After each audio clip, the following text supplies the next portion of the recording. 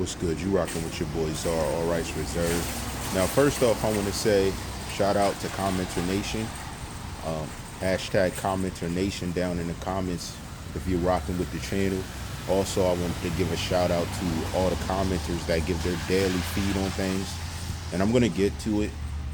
I first want to say donations in the description. Hit that up and show support to the channel and the model I'm building and everything that I'm doing. And I also want to note that a lot of times, even as YouTubers everywhere, we got a lot going on in life and we don't always get to express ourselves, especially when you're building your way from the bottom. I'm not talking about those YouTubers who make a living off of it and do different things where they're good to go and then they're just kind of doing it. I mean, when life hits you, it hits you. And those are the type of things we deal with. So I'm going to always keep it real with those factors, and I'm not going to hold back because this is supposed to be a YouTube that describes who I am and basically gives a detailed view on the true part of character and things that I really can't change, let alone all the trials and stuff I deal with being a professional as a working man. Coming out, they expect you to have 5 years of experience, and I had my experience cut short because of situations that were out of my control. But at the same time, I lost a lot greater in life when I lost my mother. So, I just think about different people and stuff that I want to be a part of it.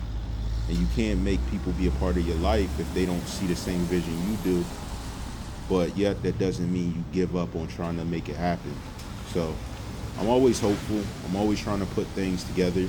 I always have a plan that I'm trying to juggle different things and stay versatile because I know all my hard work's going to pay off. It's just a struggle. It's a trial. It's a lot that I go through that I don't put out there, even while trying to stay focused on doing stories and things, And it's a lot of emotionally driven, high fuel things that go into what makes TheCzarr All Rights Reserved. So I just respect all y'all, and I hope y'all respect what I do. I'm not going to hold y'all up because that's not why y'all tuned in, but we're going to get into the arraignment. Now, the arraignment involved the 4 suspects that were in the Tentacion case. What's special about this arraignment is that they all had lengthy pasts, lengthy histories. A lot of individuals who were disenfranchised in life and had stuff they were going through. And with that, I can relate. I can relate to being disenfranchised and feeling like the world's against you at a time when you feel that you didn't actually do something. And we won't actually know what they did until it goes up.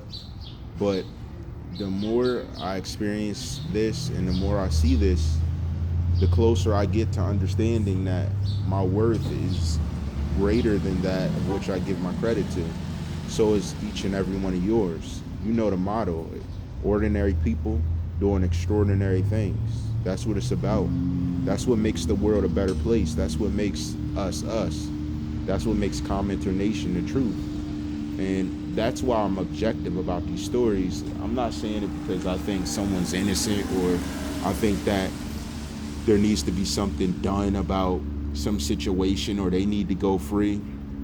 By all means, if they did choose to put a plan together to execute this young man, they need to pay for it, because no matter what struggle I had in life, I never used that extent to express myself.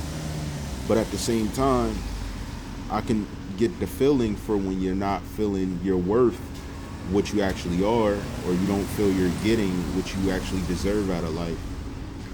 Now, I'm not going to take it to a faith point because I know everyone else has their own beliefs and I have my own.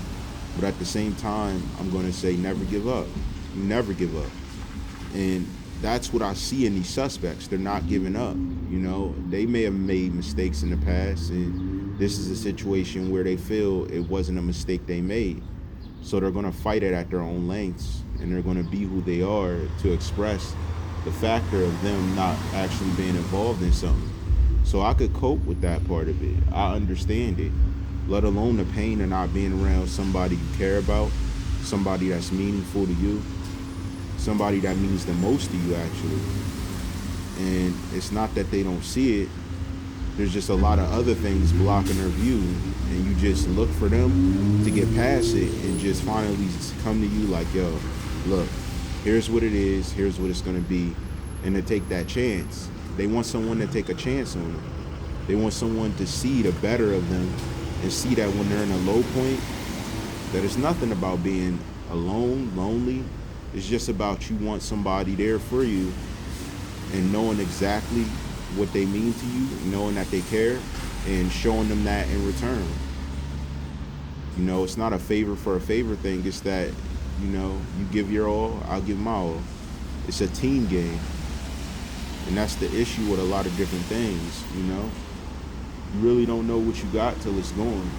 And that's why I speak to everyone like this, starting this off, that remember, through these indictments, see these as human beings going through what you're going through.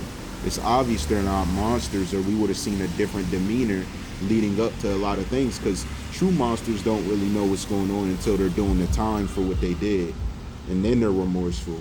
But when someone shows remorse up front, we got to look into that, and we got to respect it and see it for what it is, and then try to objectively look at it until evidence proves otherwise. Now, what I don't really get is in the arraignment and looking at the history via the Miami Times, the only person with a truly very violent history that I saw was Dedrick D. Williams. The other three had issues. I mean, a lot, but it was nothing to that extent. The second would be Trayvon Newsom, who had a lengthy background, but also his wasn't as detrimental as Dedrick D. Williams. The one after that, I'm gonna have to say, was Robert Allen, and then finally Michael Boatwright. For him to claim mental issues, I'm not really seeing where he's getting that from. But what I do get is the fact that these young men were disenfranchised from the factor of living life. They felt that they could live it a certain way and be okay doing so.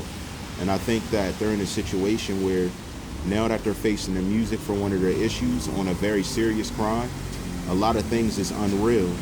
You see, I agree with some of the comments on the level and maybe the deserving of the crime, but I don't think we can piece together what they were thinking at that time, or even say they were thinking at that time. You know, it's a lot of different factors that go into making up a criminal, and even though they have the actions, I don't see the mentality wrapped around it. So let this be a lesson to a lot of you other people who may be career criminals, that you got to live life a certain way.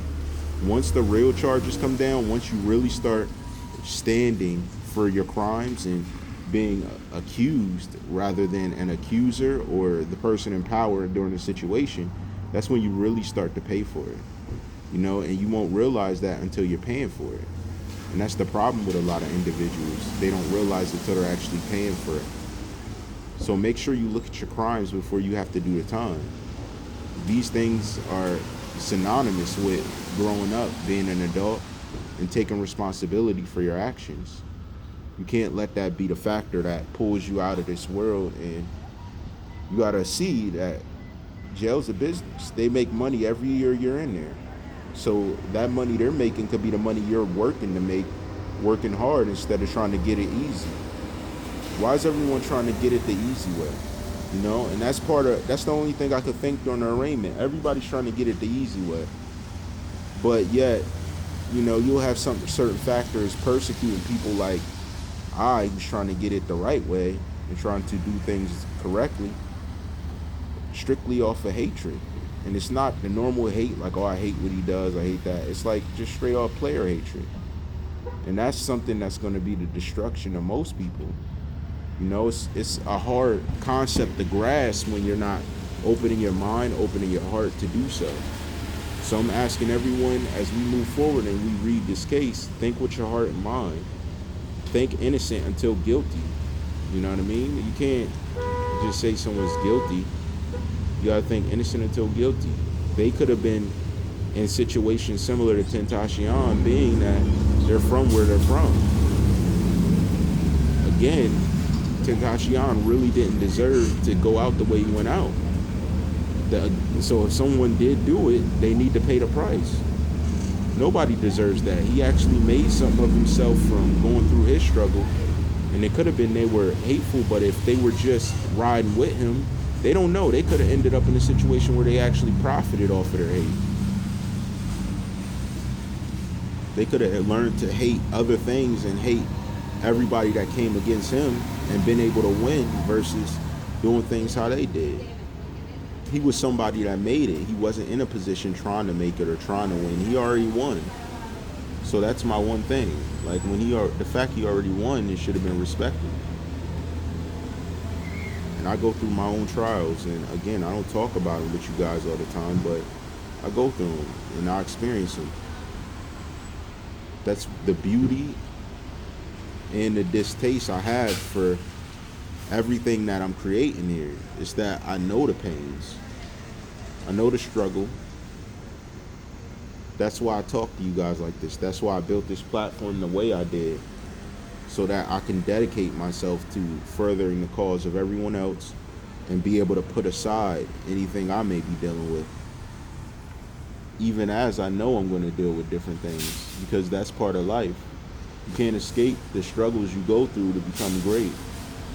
And this is just a video that's going to not only mark this incident, the indictments of the arraignment when they're standing in front of the judge, one at a time, being told what they're being charged with, but also how I deliver it, and when I could look back and have better days going on, and I could do the same thing, encouraging people, reaching out to people, actually being active to help those who have things they're trying to further in life, further what they have dreamed about.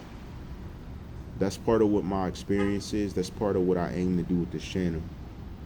And I have my ways I'm going to do it, but once I start doing it, it's going to become more apparent. It's one of them times, but I still show up in attendance. I still got more coming. Thank you, Commenter Nation, for rocking with me. Keep sending me that info. We're going to keep looking into it. Next one's going to be better. All rights reserved.